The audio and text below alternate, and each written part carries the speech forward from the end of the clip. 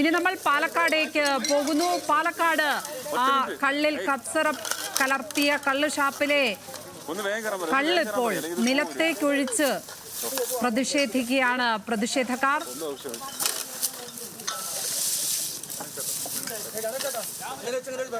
Youth Congress ആണ് അവിടേക്ക് പ്രതിഷേധമായി എത്തി കള്ള് നിലത്തേക്ക് ഒഴിച്ചു കളയുന്നത്.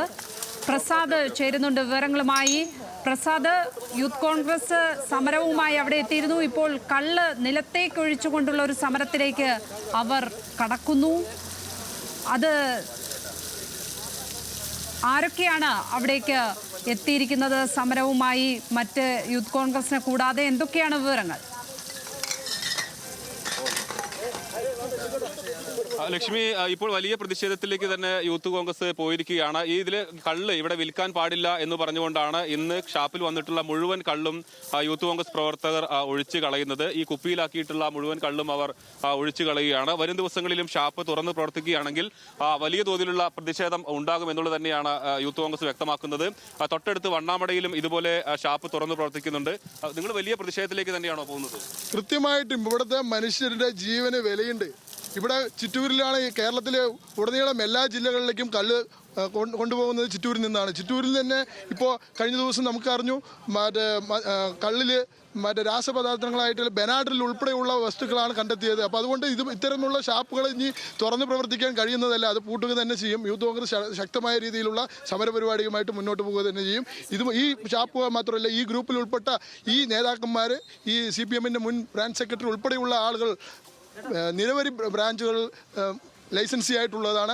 ആ എല്ലാ ഷാപ്പുകളും യൂത്ത് കോൺഗ്രസിന്റെ നേതൃത്വത്തിൽ പൂട്ടുക തന്നെ ചെയ്യും എന്നുള്ളതിൽ യാതൊരു വിധത്തിലുള്ള തർക്കം. അതാണ് അവർ എന്തായാലും ഈ ഷാപ്പ് പൂട്ടുന്നത് വരെ സമരരംഗത്തുണ്ടാകും എന്നുള്ളതാണ്. ഇപ്പോൾ ഈ കള്ള് ഒഴിച്ചു കളയുകയാണ്.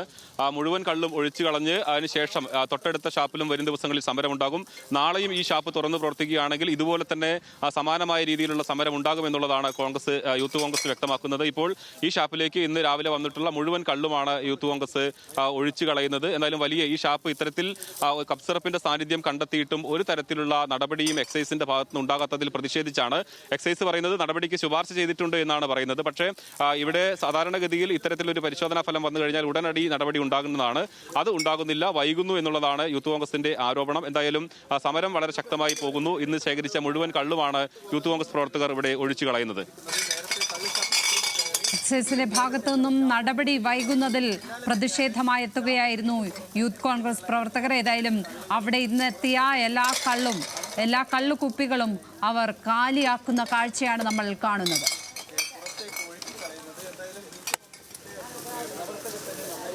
പ്രസാദ് ഉടുമ്പശ്ശേരിയാണ് വിവരങ്ങൾ പങ്കുവച്ചത് പാലക്കാട് നിന്ന്.